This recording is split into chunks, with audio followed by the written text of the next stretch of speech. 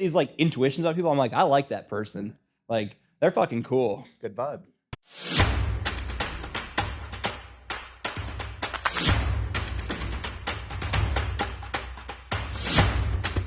Come to the podcast, you black sheep. Yeah, it's good to be here. Finally. We left Bobby out of all pictures, images, the website, the podcast for too long. Yep. I'm what goes behind the scenes over here Yeah, at Fitness Society. Bobby's the behind the scenes guy. He makes everything work. No, but Bobby and I have been friends for a long time now. And I think that's part of the reason he never really got like his proper and well-earned spotlight is because he kind of has been here the whole time. Like Bobby and I met back when we were like 15 before I even lived in Florida at Raise the Bar, which is a gym that has now since closed. Great gym. I wish it was still here. Rest in peace. Rest in peace. But yeah, we met all the way back then, and then we were at Lake Washington, LA Fitness when that was the spot with Fia's Fresh Meals, which has now since closed. Yeah. Rest in peace. Awesome. Great place, but just didn't hang too long. Right. So yeah, Bobby and I have been together for a long time now, and he kind of jumped in right as we opened and was like, "Hey, if you guys need help, I'll help out." And he's just kind of been helping since then and filling in as needed and gaining more and more hours and traction in the business. And we actually have been talking about taking him full time now. So we're hoping this spring is the spring that rockets us forward so we can have a full-time employee. Just got to improve like we did this past year. That's all. And then I can go to the Bahamas and rest on a beach. No, I'm just So kidding. That's where we're going. Yeah. No, I'm kidding. That's not what it's for. But yeah, Bobby has been the man. He is an online coach for Loud Performance, and he works the front desk, and he's a cook. The man's hustling 3 jobs. So let's welcome Bobby here. What's going on? All right. So how did you start your fitness journey, Bobby? Very interesting, actually. So I was about 14 training at the LA Fitness, and then I had one of the personal trainers there come up to me and said I had a really good physique and that, are you ever interested in competing? Pause really quick. Bobby had a freaky natural physique. Yeah, definitely say that for sure. Brody and I were like pretty well built for being natty teen bodybuilders. And Bobby was just a kid that just like smoked us for no, like, it was like, what the heck? Like, we're good natural bodybuilders. And it's really crazy too, because like I started off just doing long distance running and playing basketball. And then I started going to Planet Fitness and literally just doing like arms and back. That was literally everything I do. I never touched legs, never touched shoulders or whatever. It was just always like bicep curls and doing pull downs. And everything just started to respond. I had really good arms leading up to it. And it was just, I kind of had that like walking around in the gym, you looked good type thing, but I was also missing some parts. And the guy that told me about competing, he was like, we focus on trying to actually like build yourself up, but have you ever thought about competing, like doing like a physique show? Because physique just started, like men's physique. Steve Cook. Right. I was a Jeff Side guy, actually. Really? Believe it or not. I was a big Steve Cook fan. Yeah, so Steve Cook too also. I mean, but for some reason I just like the whole Jeff Side, like, going to the raves, even though I never went to a rave, and now I would just kind of laugh at that in my opinion. Yeah. But his vibes. Right. But and it's funny because like as I started to focus more on like the whole bodybuilding and competing and sticking to the diet, his tone quickly changed from men's physique, and it was like, we need to get you into like men's open, like do bodybuilding. And now, did you have a coach in your teen shows, or did you just do it yourself? So it's funny. The first show I did, I had a coach for like 2 weeks because I kept like pushing it off, like, I'll compete, but I don't know if I want to do this show. And every week I would see him at the gym. He was like, you got this many weeks left. Like, do you want to do it? And I kind of would be like, I'm not sure. Because at the time I'm 15, 16 years old. Yeah. It's like, do I really want to like step on a stage, get tanned, get leaner than I already was? Getting a thong.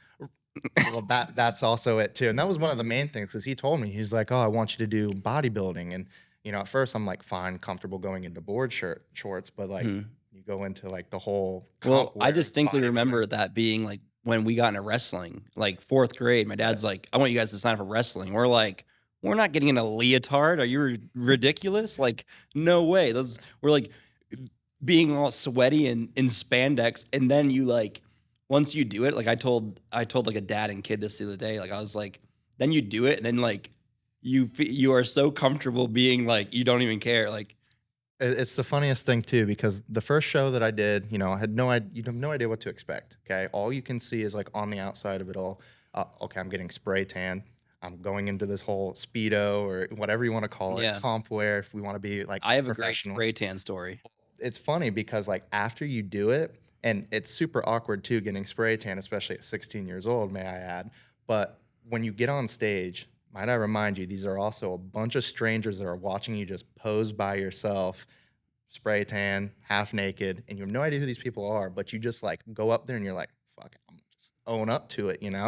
And after you do it a couple times, it's literally like It's like I'm a, adrenaline rush. right. Well, I'm a very like introverted person too at times, but Hmm. whenever I'm like getting ready to compete, I'm full on like let's kill it, like super positive. I enjoy the whole process Yeah. leading up to it, and it's just funny to think on how like really at the end of the day I'm getting a spray tan, just super lean and wearing pretty much next to nothing, and that's it. So at the Pittsburgh Pro, I think it was my last. It was my last Oh, show. They do their spray tans up in this attic of a gym. They sent me up there, and the guy's like, "All right, get undressed." And like I just had walked in, and I was like, right here," and he's like, "Yeah, get undressed." And I was like, "Okay." The girl in front of me, mind you, these are all bikini, beautiful women. I'm 19. Girl just takes her top off, and I'm like, oh, like you want? He's like, yeah, get undressed. Like they're like rushing me, and I'm like, okay, like getting undressed, like absolutely terrified. They make me walk across the room naked, God. like room full of people. They just put you in a tent, and then I get this like husky bodybuilder chick, and she's like, all right, turn your leg out, like spraying me. All right, turn around, and I'm like, this is horrible, like Ultimate up north type stuff right there. freezing cold in winter in Pittsburgh. Yeah. God. Yeah, that was. I Yeah. don't think I'll ever forget that. Yeah, that's kind of a rough experience right there. Especially if like it was like your first like time competing too. I think that would kind of turn a lot of people away if they It had that. wasn't my first time, but like that was my last. So yeah, Bobby and I both did quite a bit of teen bodybuilding, and we kind of grew up in the fitness industry. Mhm. And once the store came to be, we really kind of came together around that, and we got big plans. We're gonna keep rocking and rolling with it. Hopefully, we get him full time, get the studio rocking and rolling, and we can plan a second store. That's kind of like the progression of it. We need a one manager to get to the second location, Right. so we can go either send Bobby to open another store or we can open another store. Right. And I think it's cool too because like we're a lot different than any other. I mean, and how I see it, we're a lot different than any other supplement, store per se or company. Let's go and post it as company. With that, I feel like we have so many different practices and why we do so well. We need to kind of establish that. So rather than just hiring somebody new and then telling them to try and focus on that store, I think it's really good if we can actually, get me fully established. We have the practices. I've been doing it. I can go ahead and try to do pretty much what you guys instilled onto me and do that with my team. And that's why I like push it across so much to everyone, because I do think like long-term growth rather than hiring a new guy. Like that's where like that could like fall out so easily, because like if you come to Fitness Society and you shop with us regularly, one of the four of us or whatever. Right. So if we start plugging in random people and not slowly integrating them in to where they learn kind of how the store works and how we work as Fitness Society, Absolutely. that's where people might start having different experiences. So I think it's huge that we, position you well here, go open store two, position store two well, slowly train someone in, like work with Kaylee and I, let's do an event together, get their face known, and then kind of like just keep doing it that way. So every single person in the company is a family member and is known by all the customers. Right. And I think that's really what sets us apart, though, too, is just, I mean, even with a lot of people going back to the very beginning where I said I'm like the black sheep, not a lot of people knew who I was. I was kind of just this fill in. And as I've kind of accumulated more and more and being more invested into here, there's people that in the very beginning were like, who are you? How long have you been here? To now, like, knowing me on first name basis and actually having full on. I mean, I get customers all the time that Right. come in and I'm like, oh, it's the first time in. They're like, no, I just shop with Bobby. Yeah.